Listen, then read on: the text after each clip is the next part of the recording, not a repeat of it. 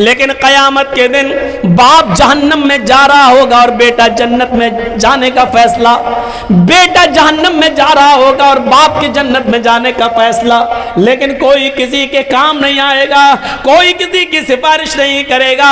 आवाज आएगी, आए दुनिया में बेटों को बचाने वालों, आए दुनिया में अपने बेटों के लिए सिफारिशें करने वालों, आए दुनिया में अपनी औलाद के लिए बड़ी से बड़ी सिफारिशें लेकर जाने वालों, मालकुम ला तनासरून,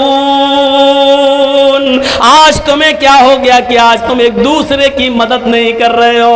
आज तुम्हें क्या हो गया है? आज तुम एक दूसरे के काम नहीं आ रहे हो? आज तुम्हें क्या हो गया है कि आज एक बाप जन्नत में जा रहा है और उसका बेटा जहन्नम में, लेकिन आज बाप अल्लाह से ये नहीं कह रहा कि मेरे बेटे को जन्नत के अंदर दाखिल कर दो। आज तुम्हें क्या हो गया है? आज तुम एक दूसरे के काम क्यों नहीं आ रहे हो? आज एक दूसरे की सिफारिशें और शिफात क्यों नहीं कर रहे हो? ये मंजर होगा उस दिन का मेरे भाइयों। दुनिया में हम एक दूसरे की सिफारिशें कर देते हैं, लेकिन क़यामत के दिन कोई किसी की सिफारिश करने वाला नहीं होगा। इंसाफ होगा वहां पर, सबके साथ इंसाफ। दुनिया में अगर किसी ने किसी की एक बालिश जमीन पर कब्जा किया और 1000 मुकदमा लड़ने के बावजूद भी उसको इंसाफ नहीं मिला, वो 70 जमीनों का तौक उसके गर्दन में डाला जाएगा। उसको देखकर ही लोग ये कहेंगे कि ये दुनिया में किसी की जमीन पर नाजायज कब्जा करने वाला था। अल्लाह रब्बुल आलमीन कहेगा इन नेक लोगों को और इनके ऊपर जुल्म और ज्यादती के केस होंगे। अल्लाह रब्बुल आलमीन कहेगा बदला दो, वहां बदला नहीं दे पाएंगे। फिर अल्लाह कहेगा फिर तुम अपनी नेकियां दो, ये नेकियां देंगे, लो 10 नेकी तुम ले जाओ। दूसरा आएगा मेरे साथ इसने ऐसा किया, 5 नेकी तुम ले जाओ। देते देते देते देते नेकियां उसके पास खत्म हो जाएंगी, लेकिन मुकदमा लेकर लोग आ रहे होंगे, अल्लाह भी मेरा भी हक है इसके ऊपर। अल्लाह कहेगा नेकियां दो, वो कहेगा नेकियां तो मेरी खत्म हो गई, अब क्या दूं? अब अल्लाह कहेगा उस आदमी से जिसका हक मारा था, इसके पास तुम्हें देने के लिए अब नेकियां नहीं है, ऐसा करो कि तुम अपने गुनाह इसके ऊपर ला दो। कितना गरीब इंसान होगा वो उस दिन, जो नमाजें लेकर गया, रोजे लेकर गया, हज लेकर गया, ज़कातें लेकर गया, बहुत बड़े बड़े नेक काम उसने दुनिया में किए, लेकिन लोगों पर जुल्म किया, लोगों पर ज़्यादती की, लोगों के ऊपर परेशान किया उसने। और क़यामत के दिन ये परेशान करने वालों को जब अल्लाह इंसाफ, परेशान होने वालों को जब इंसाफ दिलाएगा तो नेक लोगों की नेकियां खत्म होंगी और परेशान जिनको किया उनके मुकदमे अभी बाकी होंगे। फिर अल्लाह रब्बुल आलमीन ये कहेगा कि तुम अपने गुनाह इसके ऊपर डालो। गौर करो, मौलाना जर्जीज ने किसी की जमीन दाबी, मौलाना जर्जीज ने किसी को थप्पड़ मारा, मौलाना जर्जीज साहब ने किसी के साथ कुछ किया, किसी के साथ कुछ किया, लेकिन नमाजें 5 वक्त की पढ़ी, रोजे पूरे महीने के रखे, हज भी किया, ज़कात भी देते रहे, खुश थे कि क़यामत के दिन हम तो जन्नत में जाएंगे। लेकिन जिनको परेशान किया वो अपना मुकदमा लेकर आएंगे। जर्जीज साहब ऐसा है, हाँ है, चलो नेक बदला दो। जर्जीज साहब के पास अब जमीन नहीं है कि वो किसी को दें। अल्लाह कहेगा अपनी 10 नेकियां दो। दूसरा आएगा इसने मेरे साथ ये क्या, जर्जीज साहब 10 नेकी इसको दो, दे दी गई। तीसरा आएगा इसको दो, चौथा आएगा उसको दो। 10, 15, 20 आदमियों ने पेश किया मुकदमा, नेकी देते देते खत्म। 21वां आदमी आया, मेरा भी हक है आपके ऊपर, नेकियां दो।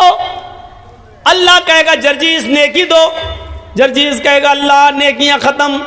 अल्लाह उस आदमी से कहेगा कि अपना गुनाह जर्जीज के ऊपर ला दो। जर्जीज उस वक्त कितना बदकिस्मत होगा, नेकियां तो बहुत लेकर गया लेकिन सब लुटा दी, दूसरों को दे दी। अब दूसरों की गुनाह उसके ऊपर लादे जा रहे हैं। पूछा मनिल मुफलिस, तुम जानते हो गरीब कौन है? अल्लाह के रसूल सवाल कर रहे हैं, क्या तुम जानते हो मुफलिस कौन है, कल्लाश कौन है, गरीब कौन है? साहबा ने कहा जिसके पास माल और दौलत और दिरहम और दीनार न हो। मल्ला दिरहमा वला दीनार अला, जिसके पास न दिरहम हो न दीनार हो, जिसके पास न सोना न चांदी हो, वो गरीब है। अल्लाह के नबी फरमाते नहीं नहीं, मेरी उम्मत का गरीब इंसान ये नहीं है। मेरी उम्मत का गरीब इंसान तो वो है जो क़यामत के दिन बहुत सी नेकियां लेकर जाएगा, नमाज और रोजे की नेकियां लेकर जाएगा, लेकिन हक मारा होगा और एक एक करके सारी नेकियां उनको दे देगा जिनका हक मारा है। फिर भी हक वालों का हक बाकी रहेगा, फिर उनके गुनाह इस आदमी पर लादे जाएंगे। ये मेरी उम्मत का सबसे गरीब इंसान है।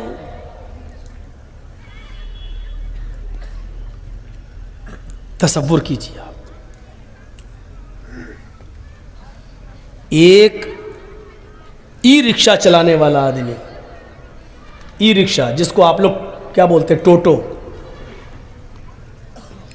मेहनत करता है और मेहनत करके उसने दिन भर टोटो चलाया और उसने 490 रुपए कमाए।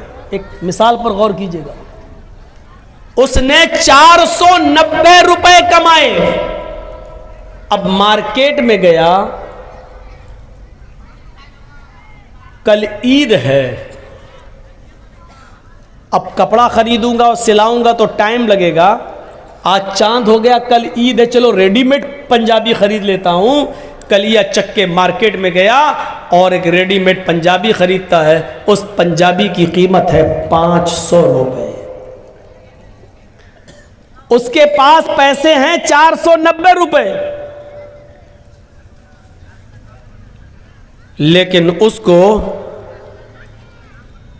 10 रुपए कहीं मिल गए। किसी आदमी के गिर गए थे, उसने उठा लिया और जानता है फला आदमी का रुपया गिरा है, लेकिन बताया नहीं। जमीन पर गिरी हुई चीज के भी आप मालिक नहीं हैं, इतना याद रखिएगा। अगर जमीन पर गिरी हुई कोई चीज आप को दिख जाए तो शरीयत का मसला यह है कि देख लिया, गुजर जाओ, उठाना नहीं। और अगर उठा लिया तो अब आपकी जिम्मेदारी है कि 1 साल तक उस चीज का आप ऐलान करेंगे, अनाउंसमेंट करेंगे कि अगर किसी की कोई चीज गिर गई है तो वो हमसे राब्ता कायम करे। कितने दिनों तक? 1 साल तक।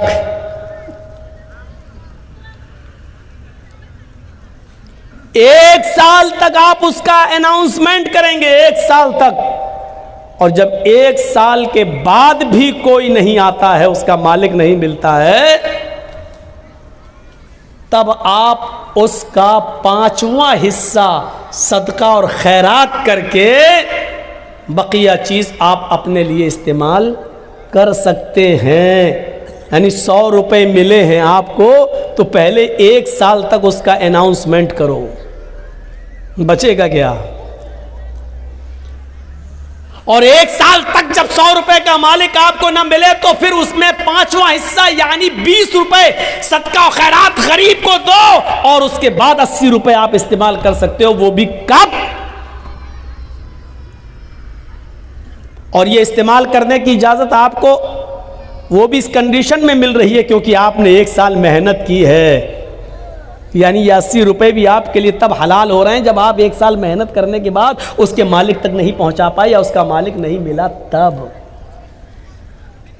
10 रुपए आपको मिल गए, लेकिन आपने उसको बताया नहीं, जिसका गिरा चुपके से आपने उठाया, और 490 रुपए में 10 रुपए मिलाकर 500 रुपए का पंजाबी आपने खरीद लिया। 490 रुपए हलाल के हैं जो आपने रिक्शा चलाकर मेहनत करके कमाया, लेकिन 10 रुपए आपने उसमें हराम के मिला दिए। पंजाबी आपने खरीद लिया। अब जब तक वो पंजाबी, जब तक वो कुर्ता, जब तक वो कमीज आपके जिस्म पर रहेगी, अल्लाह की कसम, ना आपकी कोई फर्ज नमाज कबूल होगी, ना फर्ज रोजा कबूल होगा, ना नफली नमाज कबूल होगी, ना नफली रोजा कबूल होगा। कब तक? जब तक वो पंजाबी आपके जिस्म पर रहेगी, तब तक।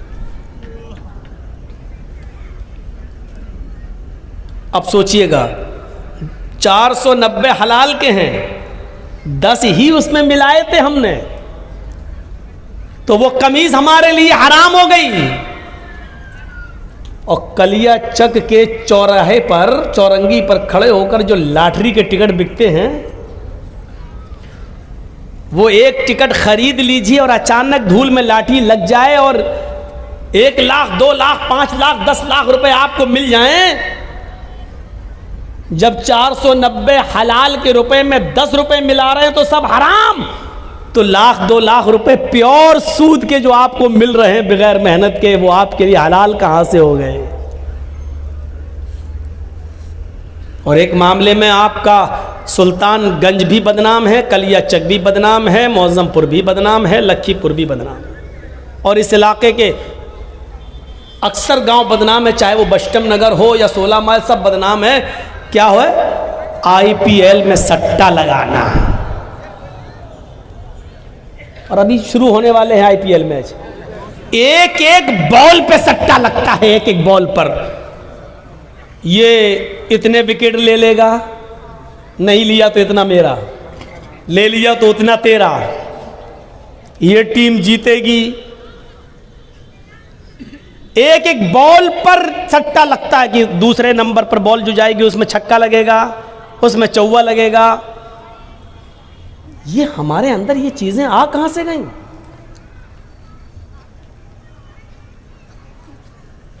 ये तो प्योर हमने लगाया 1000 रुपया, या तो इधर गया या इधर आया।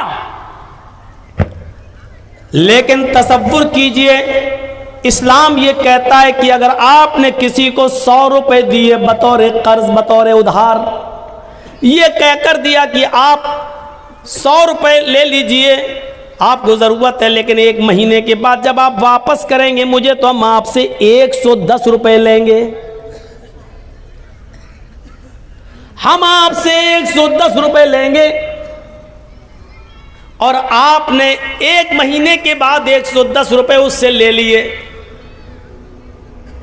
तो जानते हो ये 10 रुपए आपके पास जो आए हैं, और आपने जो 10 रुपए 1 महीने के बाद ज्यादा ले लिया, आप तो सट्टे में 1000, 2000, 5000, 10,000 लगाते हो IPL के।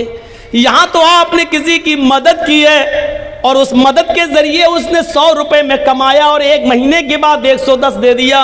वो 10 रुपए जो आपके पास ज्यादा आ रहे हैं, उस 10 रुपए के बारे में अल्लाह के नबी क्या फरमाते हैं, सुनिए। अपने माजा की रिवायत है, दिरहमु रिबा याकुलुहु रजुलु वहुवा यालम। सूद का और ब्याज का 1 दिरहम खाना, हम तो 10 रुपए ज्यादा बता दिए, 1 रुपया भी सूद और ब्याज का खाना। अब सही आया मैं।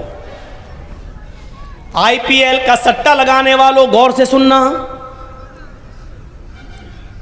कलिया चक की चौरंगी पर खड़े होकर लॉटरी के टिकट खरीदने वालों गौर से सुनना, बैंकों में लाखों रुपए जमा करने के बाद सेविंग अकाउंट में सूद बढ़ जाता है, और सेविंग अकाउंट से सूद लेकर खाने वालों गौर से सुनना। सूदी कारोबार करना, सूद पर रुपया देना, और हर महीने 10%, 5% उससे सूद वसूल करना। अगर हम लोग ऐसा कर रहे हैं तो ये लोग भी सुने। अल्लाह के नबी सल्लल्लाहु अलैहि वसल्लम फरमाते हैं कि याकुलुहुर दिरहमु रिबा याकुलुहुर रजुलु वहुवा यालम। सूद का, ब्याज का, हराम का 1 लुकमा, 1 दिरहम खाना, 1 रुपया खाना, इस हाल में कि तुम जानते हो कि ये हराम है, ये जानते हो कि ये मेरी मेहनत की कमाई नहीं है। अशद्दु मिन 36 ज़नियतन, 36 मर्तबा जिना करने से भी ज्यादा सख्त है। कैसा लग रहा है? सूद और ब्याज का 1 रुपया खाना, जिसके बारे में अल्लाह के नबी फरमाते हैं कि 36 मर्तबा जिना करना। ओह, जिना, जिस काम को हम सबसे ज़्यादा गंदा समझते हैं, किसी की माँ, बहन, बेटी के साथ हम जिना करें, और 1 बार नहीं 36 बार जिना करना, अल्लाह के नबी फरमाते हैं 36 बार, 36 मरतबा जिना करने से भी बड़ा और सख्त है ये काम, यानी सूद का और ब्याज का 1 रुपया खाना। और बुलाओ मौलाना जर्जीस को, इससे तो अच्छे हमारे यहाँ के मौलवी है, कम से कम ये सब तो नहीं बोलते। सब बोलते हैं, बोलने का अंदाज अलग अलग होता है। ये अलग बात है कि आप अपने इलाके के उलमा की बात एक कान से सुनते हैं, दूसरे कान से उड़ा देते हैं। क्यों? घर की मुर्गी दाल बराबर।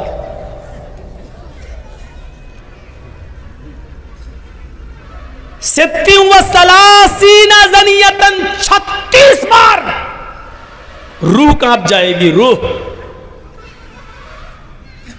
कहां हैं हम?